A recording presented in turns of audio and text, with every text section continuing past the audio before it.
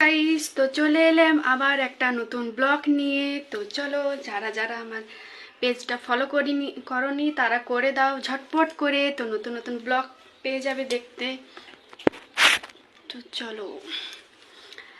চলো তোমরা খাবার খেলে, আমি তো এখনো খাইনি, রাখা আছে আলুর পরোটার ঘুগনি। তো চলো ওগুলো পরে খাবো। তো চলো আমি কি কি রান্না করব তার আগে দেখিয়ে দিই। তো আমি জাস্ট এখনই চান টান করে ফ্রেশ হলাম। তো আমাকে কেমন লাগছে কমেন্ট করে জানাবে। তো চলো, কি কি রান্না করব বুঝতে পারছি না। তো চলো তোমাদের দাদাভাই কি কি সবজি এনেছি দেখি, তো ওগুলোই রান্না করব। তো চলো দেখাই কি কি এনেছি।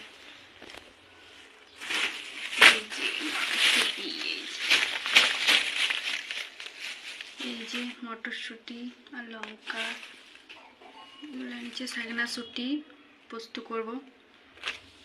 আর এই যে সিম আছে, বেগুন আছে আর টমেটো, এগুলো আজকে হবে রান্না। এই যে শাকনাশুঁটি কার কার পছন্দ বলো বলো বলো, তাদের বাড়ি পাঠিয়ে দেবো রান্না করি। আর এই যে মটরশুঁটি, এই যে মটরশুঁটি।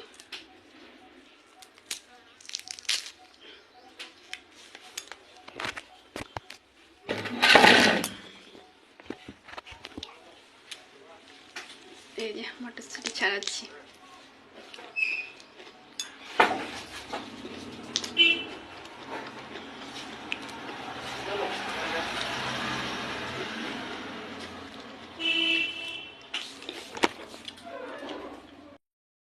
আলুর পরোটার ঘুগনি খাচ্ছি,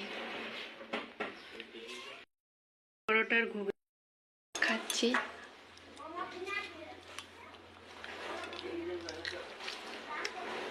আলুর পরোটার ঘুগনি কালকে রাত্রে বানিয়েছিলাম, তো ওগুলোই খাচ্ছি। ছিল তো ভাবলাম একটু খেয়ে নিই এখন। তো কে ফোন করছে, তো চলো পরে তোমাদের সাথে কথা বলছি। আজকে পার্সেল এসে, তো পার্সেলটা কি দেখাচ্ছি তোমাদেরকে, তো নিয়ে নিই। এই যে গাইস আমার পার্সেল এসেছে। তো কি এসেছে দেখো, ব্যাগ। কালারটা ঠিক ভালো লাগছে না, খুলে না, আমি খুলবো কিন্তু দাঁড়া, কালারটা ঠিক আমার চয়েস লাগে না। এই যে